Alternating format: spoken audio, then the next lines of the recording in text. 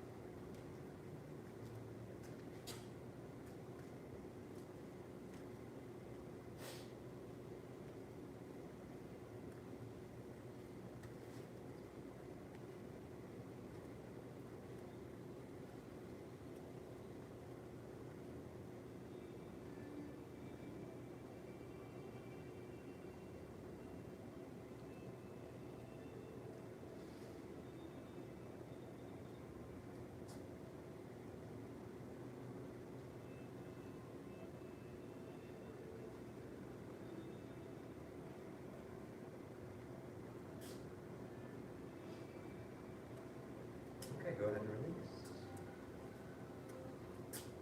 Right. So, now I'm going to do a bracing course right here, sideways. So pick a, you can walk around and see from different angles. I don't know. Sometimes with a bracing course, it's kind of like not much to see, unless you're just looking at very specific things. So, let me kind of get into it for a moment.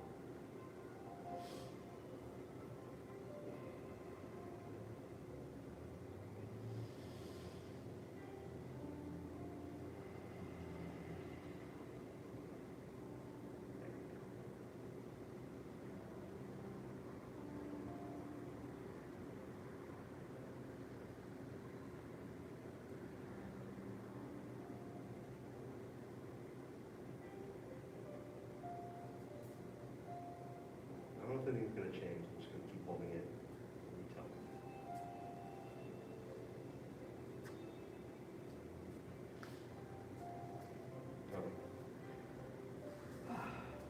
Okay. Did you notice anything, or do you have any questions, or what do you think? I feel like you look more upright in your upper body than the way that I feel when I'm doing it, and I don't know if that's just because like I have to lean forward in order to be straight up in that, or if I'm leaning forward. You are correct in observing that you are leaning forward. Okay. Yeah. So this is, but it's okay because I've told you to lean forward to match with your sinking. So that's correct as instructed. Now it's just finding the balance between the two.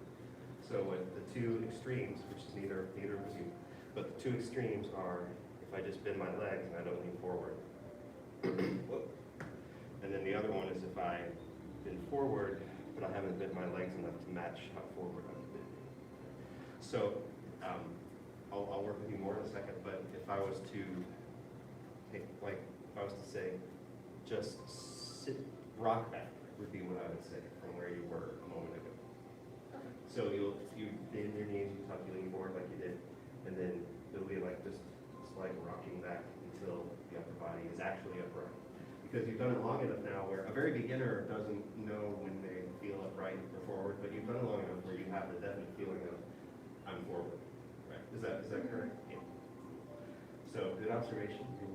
Yep. And yeah. So it's almost like you kind of like between the bending the legs, which is the sitting back, and the leaning forward, you kind of play with them as like two little variables that you're just like messing with until they kind of sync up or something. So you might get into whatever version you feel like, and then maybe you'll be by a mirror and you can check the mirror and like, oh, I'm slightly forward, so I'm gonna sit back a little bit, and then I might, bend my legs a little more. I feel like I'm back, so I might lean forward a little bit. And from that, you can actually get into a deeper, but still proportionally balanced. Some of those a little off, but it's close. Usually, if you go deeper, you want to make the feet a little bigger, but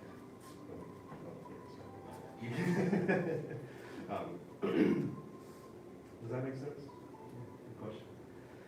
And what else? So let me try to say some things that I wouldn't say very, very beginners.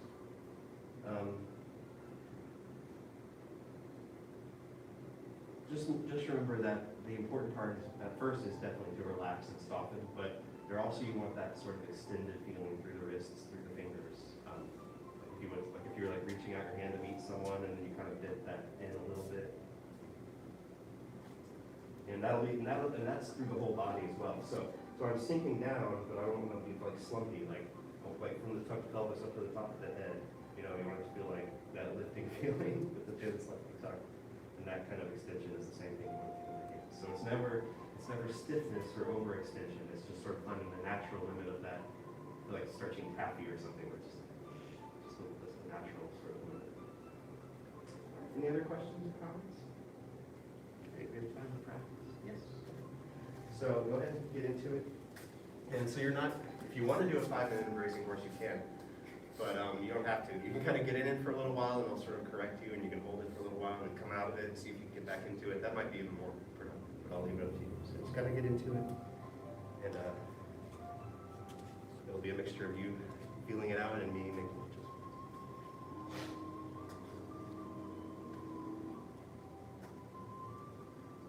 If you want to try, is that a little bigger and a little deeper? Yeah, good. So I was about to say, if you want to try that, this is a good time.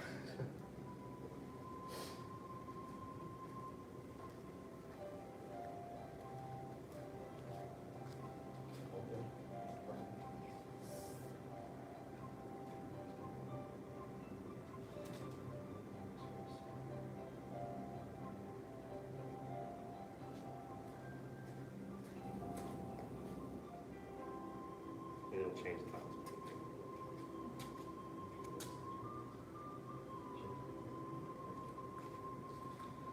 So, this is good.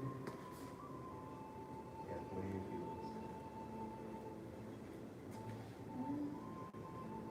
I mean, I definitely home, right? But yeah, and it's definitely more like the balance is definitely right. Okay, that's all right, as long as you're not like about to tip. Or not tipping, I guess. If you're about to tip, that might be. Yeah. Okay.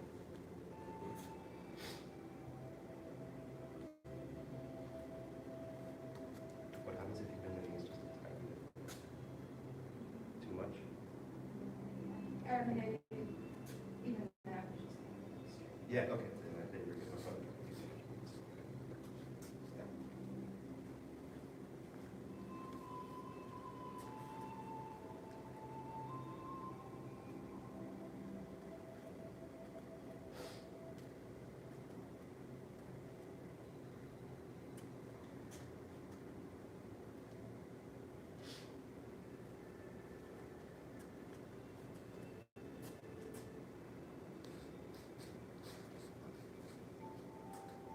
Sometimes after focusing, the breath will shallow up. So whatever you're in, make sure you can bring the breath back. And often the breath will give you feedback as to where you might be tense, either internally or muscularly, like outside.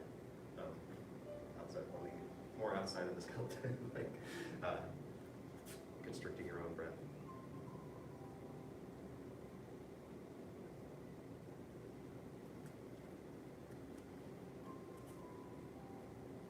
Okay, release. Good. Questions, comments, suggestions? Yeah. I guess I'm just trying to figure out okay, how low should I go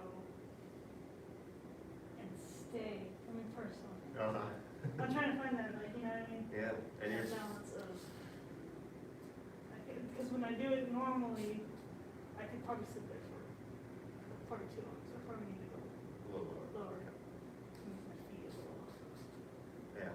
What I saw you working on looked like the right track. Okay. Nothing. I didn't like. I was looking for things going out of alignment, which is it's like really like how low or how big can I go? It's like, well, how low can you go before you come out of alignment? Yeah, Right. I think I might have found this. I think that's Yeah. what I'll be trying to keep. You know what Yeah. I mean? During the Yeah.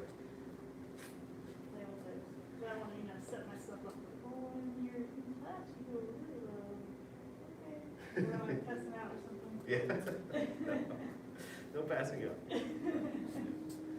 So, good. there's a couple variations you can play with on this, and there's sort of ways to like sneak into different alignments, because this is just, in a way, it's just experimentation, so you can kind of really, with my help, feel and find the correct alignment within yourself, right? So here's another, this is a trick for getting the tuck first, because sometimes when we're getting into it, we might not be able to feel exactly where the tuck is, and there might be some tension held there instead. So this variation on it is, go ahead and get into it first, at whatever version you're doing, yeah. And then from there, just let the upper body just go as forward as you can without tipping forward, without falling over. And what you want to look for is in this position, you don't want to hang out here, but see if you can feel relaxation in the very low back where it's connected to the pelvis and the spine.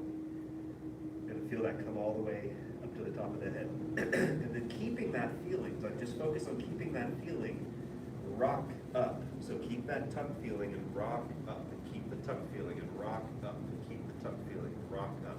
And you might find yourself sort of moving from slightly different places than if you just tried to get into it. And then sometimes the shoulders will get tense from that. Go ahead and release extra tension in the shoulders.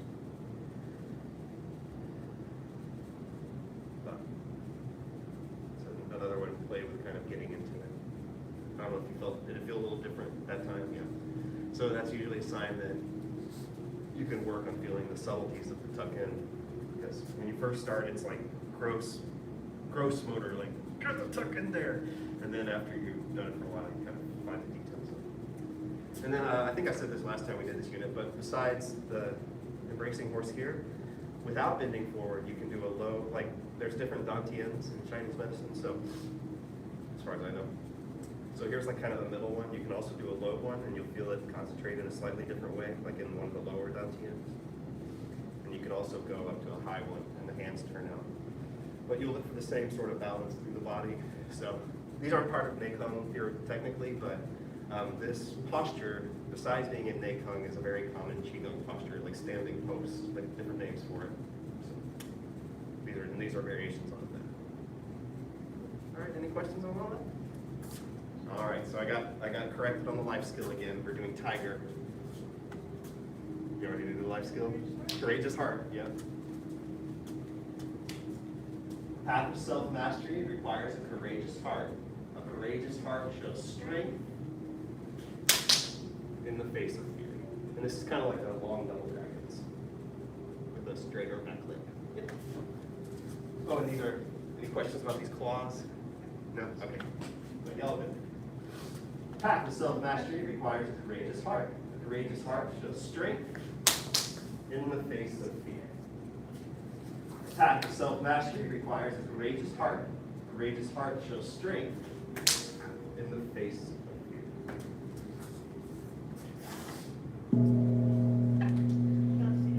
Thank you, man. Valid beginner students. Black Touch training dismissed. Very good.